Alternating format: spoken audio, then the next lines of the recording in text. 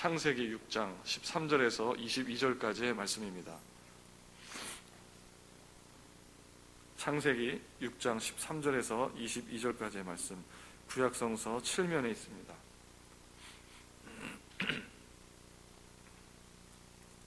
창세기 6장 13절에서 22절까지의 말씀입니다. 제가 봉독하겠습니다.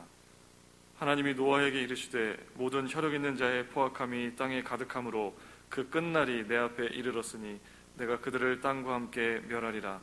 너는 고페르나무로 너를 위하여 방주를 만들되 그 안에 칸들을 막고 역청을 그 안팎에 칠하라. 내가 만들 방주는 이러하니 그 길이는 300규빗, 너비는 50규빗, 높이는 30규빗이라. 거기에 창을 내되 위에서부터 한 규빗에 내고 그 문은 옆으로 내고 상중하 3층으로 할지니라. 내가 홍수를 땅에 일으켜 무릇 생명의 기운이 있는 모든 육체를 천하에서 멸절하리니 땅에 있는 것들이 다 죽으리라.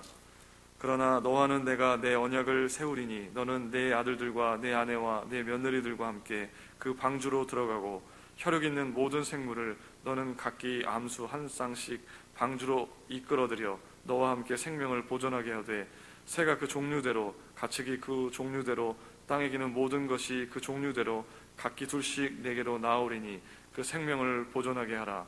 너는 먹을 모든 양식을 내게로 가져다가 저축하라. 이것이 너와 그들의 먹을 것이 되리라. 노아가 그와 같이 하여 하나님이 자기에게 명하신 대로 다 준행하였더라. 아멘. 이 시간 담임 목사님께서 하늘로 난 창이 구원의 통로입니다 라는 제목으로 말씀 전해 주시겠습니다.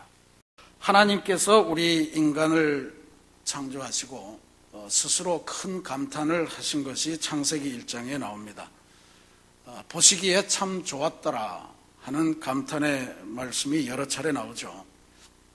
그런데 그 하나님의 감탄이 얼마 가지 못해서 기껏 창세기 6장쯤에 가서 6장 6절에 보면 사람을 지으셨음을 한탄하사 마음에 근심하시고 하시면서 하나님이 탄식하시는 그런 장면이 나옵니다. 수천 년이 흘렀다든지 이런 게 아니고 불과 기록으로 6장 넘어가서 곧바로 후회를 하시는 하나님의 모습입니다. 하나님 보시기에 그토록 좋았던 인간이 안타깝게도 인류의 조상인 아담과 하와가 하나님과의 관계를 끊어버림으로 인해서 그 창조의 아름다움이 사라지기 시작한 것입니다. 하나님과의 관계가 단절되는 것, 그것은 곧바로 인간 세상에서 큰 불행으로 나타나기 시작했습니다. 부부 사이가 서로 핑계를 대면서 서로에게 책임을 전가하는 사이로 바뀌기 시작했고요. 그건 결국 한배에서 나온 형제 간의 살인이라고 하는 걸로 나타나기 시작했고, 그러다가 그것이 집단 간의 갈등과 혼란으로 이루어져서 바벨탑을 쌓는 그러한 지경에 이르게 되다가 결국은 전체 인류가 불화하고 화목하지 못한 인류 전체가 타락하는 그러한 상황으로 확대되기에 이르렀습니다. 하나님께서 창조하신 그 세계를 후회하시고 특별히 인간의 창조를 후회하시는 지경에 이르렀다라고 하는 것이 인간에게는 큰 불행이었습니다. 하나님께서는 홍수로 인류를 심판하실 것을 결정하셨고, 홍수 심판은 전 세계에 인간이 만들어 놓은 모든 것에 대한 완벽한 파괴로 이루어진 것을 보았습니다. 성경에 따르면 비는 하늘이 뚫리고 땅에서 샘물이 터지듯이 그렇게 솟아올랐는데 무려 40일 동안 쉬지 않고 그 일이 있었다, 이렇게 기록하고 있습니다. 지구 전체가 당한 재난이었습니다. 온 천지가 폐허로 변했고 처참한 지경에 다다랐습니다. 홍수 심판을 결정하시고 실행하시며 온 세계를 물바다로 만드시고 쓸어버리신 하나님을 생각할 때면 하나님께서 하셔도 너무 하신 것 아닌가, 너무 잔인하신 하나님 아니신가 하는 생각을 금하기가 어렵습니다. 그런데 우리들이 이해해야 될 것은 하나님께서는 이러한 결정을 결코 냉정한 무관심이나 그의 잔인함 때문에 내리신 것이 아니라는 사실입니다. 성경 말씀에 한탄하사 마음에 근심하시고 라고 하셨는데, 이 뜻은 후회하셨고 마음이 아팠다, 마음 아파하셨다 하는 뜻입니다. 히브리어 구절을 따라서 해석을 원래대로 하면 큰 고통을 당하셨다라고 하는 뜻입니다. 홍수로 심판하시는 것, 홍수로 당신이 만드신 인간들을 쓸어버리시는 것, 그것은 하나님 자신에게도 엄청난 고통이었고 큰 아픔이었고 큰 상처였다는 것을 의미합니다. 그럼에도 불구하고 홍수 심판을 하실 수밖에 없었던 이유는 바로 인류의 미래를 너무나도 걱정하셨고, 그래서 뭔가 새로운 출발의 가능성이 없겠는가 하는 것을 주시기 위해서 하나님께서 계획하신 사랑의 마음의 발로였다 하는 것을 우리가 깨닫는 것이 중요합니다. 실제로 대홍수를 통해서 인류는 완전히 멸절된 것이 아니고 인류가 새롭게 노아라고 하는 한 가문을 통해서 새롭게 갱신되는 그러한 역사를 보았음이 바로 홍수는 하나님의 잔인함의 표현이기보다는 인간이 새로운 출발을 하도록 하는 하나님의 사랑의 마음이었다는 것을 깨닫게 해줍니다.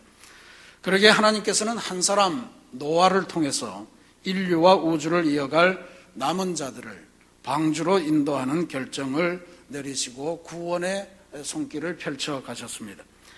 따라서 우리가 이 노아 홍수 사건을 보면서 눈여겨볼 것은 이렇게 전적으로 타락해서 죽음으로 밖에 갈 수 없는 그러한 인간을 구원하시는 하나님의 계획과 방식입니다.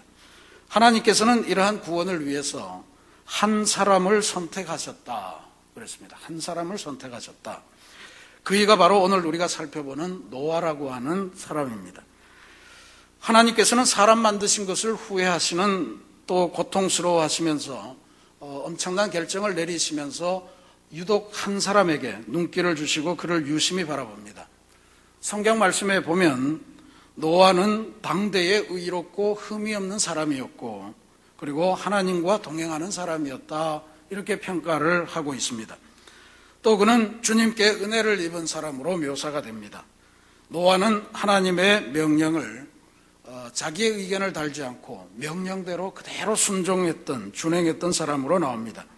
오늘 말씀 6장 22절에 보면 노아가 그와 같이 하여 하나님이 자기에게 명하신 대로 다 준행하였더라 그랬습니다. 표준세 번역에 보면 노아가 하나님께서 명하신 대로 하되 그 말씀 그대로 따랐다, 이렇게 번역을 하고 있습니다.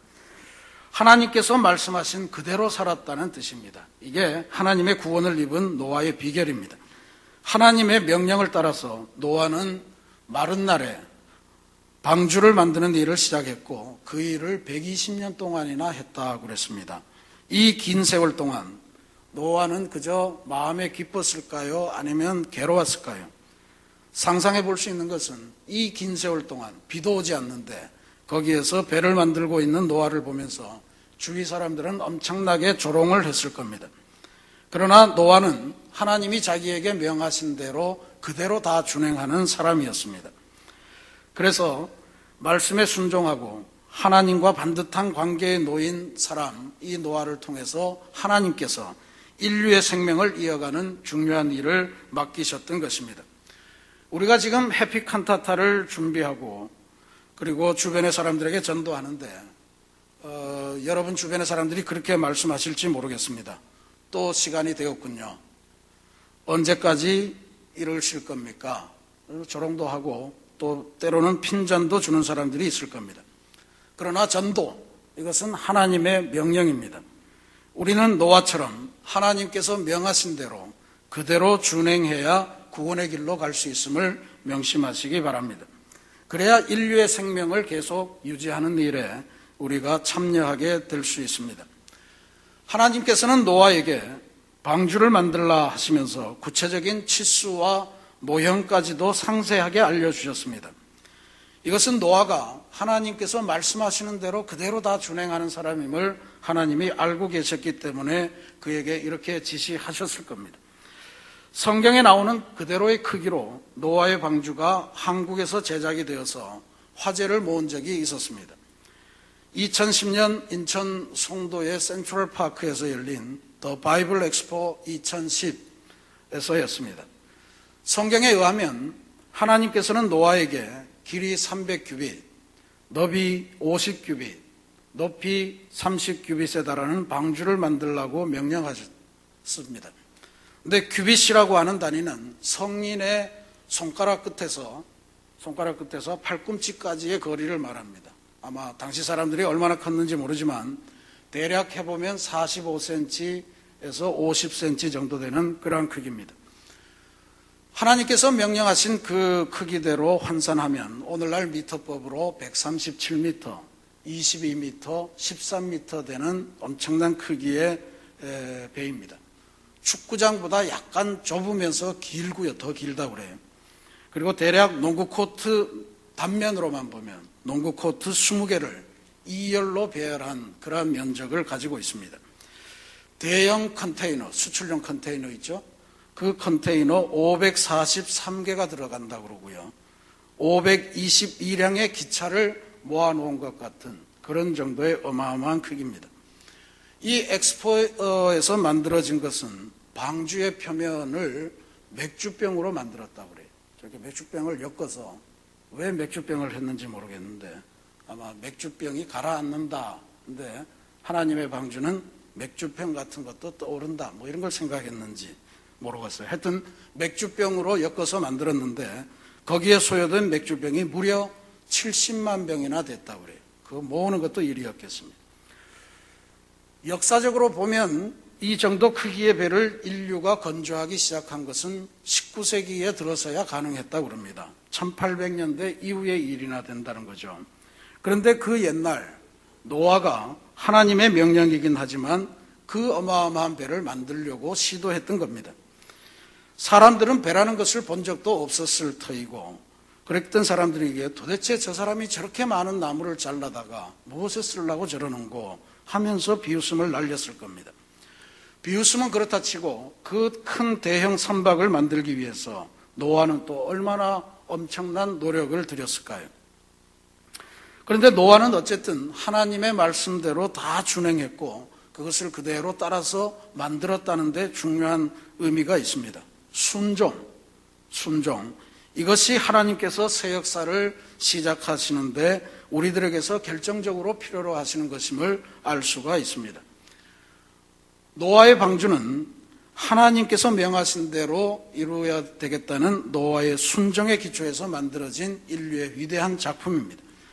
우리는 방주의 현실을 알기 위해서 성서가 묘사하는 방주에 보다 집중할 필요가 있습니다. 방주라는 게 뭐냐 하면 사각형 배 이런 뜻입니다. 사각형 배. 아주 직접적으로는 사각형 상자라는 뜻입니다. 오늘날의 배 같은 유선형의 모습이 아니고 노아의 방주는 그냥 상자처럼 생겼습니다. 창세기 6장을 오늘 우리가 읽은 말씀을 자세히 읽어보면 알 수 있는 것은 노아의 방주는 단순히 두 가지의 목적만을 가지고 있었습니다. 첫 번째는 지상의 모든 생물을 한 쌍씩, 오늘 말씀은 한 쌍씩 그랬는데 7장에 가면 정결한 것은 7쌍도 넣어라 이렇게 되어 있습니다. 7쌍씩 혹은 한 쌍씩 수용할 수 있는 엄청나게 큰 공간에 칸을 쳐서 동물들을 잘 수용할 수 있게 만드는 그러한 시설이었고요. 두 번째로는 물이 언젠가 바닥에 오면 뜰 수 있도록만 만들어 놓은 그런 장치입니다. 이 두 가지만 목적을 가지고 있었기 때문에 물에 뜰 수 있도록 고페르나무로 만들었다. 근데 고페르나무는 아마 전나무나 잣나무 같은 종류라고 그럽니다. 그래서 안에 칸을 만들고 역청을 만들어서 물이 새 들어오지 않도록 한 것이 전부였습니다. 속도를 올리기 위해서 끝과 바닥을 뾰족하게 만들 필요도 없었고 그리고 다른 어떤 형태의 동력 장치도 존재하지 않았습니다. 그리고 바깥을 살필 수 있는 유일한 시설로 창문을 천장에서 1규빗 밑에 하늘을 향해서 달아라 했던 명령밖에 없습니다. 오늘날 많은 사람들이 노아의 방주에 대해서 많은 의문을 제기합니다. 실제로 있었을까? 어떻게 움직일 수 있었을까? 어디서 동물들을 끌어모았을까? 그러나 저는 오늘 여러분과 함께 노아의 방주에 대해서 우리들이 궁극적으로 관심 가져야 될 핵심적인 두 가지 사항을 함께 나누려고 합니다. 첫 번째로 노아의 이 방주에는, 구원을 위한 이 방주에는 방향 조절 장치가 없었다는 사실입니다. 이것은 방주의 운명이, 방주에 진행하는 방향이 철저하게 하나님께서 결정하심을 의미합니다. 마치 어린 모세가 갈대 상자에 쌓여서 나일 강가에 던져질 때 그 갈대 상자는 아무런 동력도 아무런 방향 조절 장치도 없었지만 하나님께서 원하신 대로 이집트의 공주의 손에 도달하게끔 그렇게 흘러갔습니다. 공교롭게도 노아의 방주나 그리고 모세가 탔던 갈대 상자, 이것은 히브리어로 같은 단어를 사용합니다. 테바라는 단어를 사용하는데 그것은 바로 상자라는 뜻입니다. 하나님의 인도하신 대로만 가는 구원의 상자입니다. 오로지 하나님만 의지하는 사람에게 주시는 특별한 혜택이 바로 구원의 방주인 줄로 믿으시기를 바랍니다. 저는 우리 새신교회가 온전히 이 방주를 담기를 원합니다. 오직 하나님의 말씀으로만 나아가는 배, 세상의 기준에 비추어 보면 어리석어 보일 수 있을지라도 이 방주를 의지하고 삶을 맡기는 그리스도인들이 모여있는 교회, 그 새신교회가 우리 구원의 방주가 되기를 간절히 소망합니다. 두 번째로 중요한 것은 방주 안에 다른 기관은 하나도 없지만 유일하게 언급된 창문이라고 하는 존재입니다. 창문은 방주의 현실을 이해하는 데 큰 도움을 줍니다. 방주 안에 수많은 동물들이 있었을 텐데 도대체 그 많은 동물들의 배설물은 어떻게 처리를 했을까요? 또 어떻게 그 동물들을 질서를 유지할 수 있었을까요? 방주는 구원의 방주였으되 조금만 우리가 상상을 해보면 그 안은 짐승 소리로 너무너무 시끄럽고 또 상상할 수 없을 정도로 더러웠을 것이라는 점을 금방 깨달을 수가 있습니다. 물이 들어오는 것을 막기 위해서 역청을 발랐으니 배설물이 빠져나갈 공간도 없었습니다. 아마 견디기 힘든 냄새가 방주 안에서 1년 내에 진동하였을 것임을 우리가 상상할 수 있습니다. 이 상태로 도대체 무려 1년 동안이나 방주 안에서 사람들은 어떻게 견뎠을까요? 저는 그 비결이 방주에 있었던 창문에 있었으리라 그렇게 상상합니다. 방주에는 유일하게 외부를 바라볼 수 있는 곳, 천장 밑에 달린 창문밖에 없었습니다. 꼭대기로부터 향기빛의 창문을 내라고 되어 있었는데 우리들이 추측할 수 있는 것은 방주의 사람들은 하늘로 난 이 창문을 통해서 하나님을 바라보며 하나님의 약속을 바라보며 언젠가는 이 상황이 끝나겠지, 하나님께서 우리들을 구원의 곳으로 인도하겠지 하는 믿음으로 악취와 소음과 어려움을 이겨냈을 것이라고 하는 사실입니다. 사랑하는 성도 여러분, 신앙생활 한다는 것, 곧 크리스찬이 되었다라고 하는 것은 바로 구원의 방주에 올라탔다는 것을 의미합니다. 구원받은 존재가 되었다는 사실이에요. 그러나 명심하셔야 될 것은 방주 그 자체가 천국은 아니라고 하는 사실입니다. 오늘 우리는 구원받은 존재로서 이 교회에 모여 살지만 우리는 여전히 많은 문제들을 안고 있습니다. 사람들 사이에 미움도 있고 사람들 사이에 갈등도 있고 해결되지 않은 여러 가지 문제를 안고 살아가고 있습니다. 방주가 천국이 아니라는 사실, 이것을 명심하면서 오늘 우리들의 교회 생활을 영위할 필요가 있습니다. 방주는 그저 최후의 승리를 향해서 나아가는 하나님의 구원의 배에 불과합니다. 그러니 구원의 방주 안에는 여전히 많은 어려움들이 우리들을 괴롭게 하고 있습니다. 예수 믿고 구원받았다고 하지만 나의 삶과 인격은 여전히 이기적이고 추악한 모습을 지니고 있음을 보면서 이게 어찌된 일인가? 우리가 방주 안에 있기 때문에 그렇습니다. 예수 믿고 구원의 기쁨은 넘치는데 여전히 내 몸은 고치지 못할 질병으로 고통당하고 있는 모습을 봅니다. 예수 믿고 구원받았지만 나의 사업은 여전히 세계적인 불황 속에서 고전을 면치 못하고 있는 현실입니다. 예수 믿고 구원받았지만 나의 가정은 여전히 찢겨져서 어떻게 회복해야 될지 모르는 그러한 안타까운 지경을 통과하고 있습니다.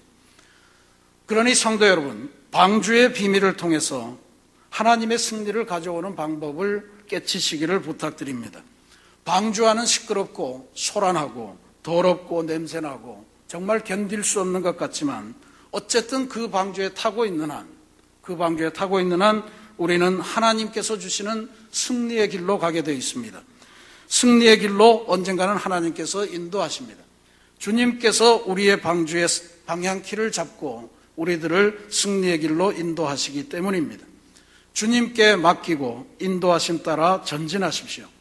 하늘로 난 창문을 통해 주님만 바라보십시다. 파도 따라 흔들리고 악취도 나고 시끄럽고 정신이 하나도 없어도 하나님께서 이끄시는 구원의 방주, 우리 새신교회, 새신의 모든 성도들의 삶은 결국에는 소망의 바다에 이르게 될 줄로 믿습니다.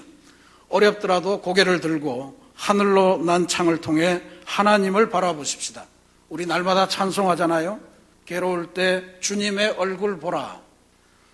주님의 얼굴만 보면 되는데 그 얼굴 보기가 그렇게 어렵습니다. 예수 믿는 우리도 어려운데 예수 믿지 않는 사람들은 얼마나 어려울까요? 근데 인간의 삶을 승리로 이끄는 간단한 길이 여기 있음을 알려주십시다. 하늘로 난 창이 우리의 머리 위에 있다는 사실을 우리의 주변 살아가는 친구들에게 알려주십시다. 그리고 그들을 구원의 방주로 초대하시고 그래서 그들도 우리와 함께 하나님께서 이끄시는 승리의 세계로 나아가는 은총을 누리시기를 부탁드리겠습니다.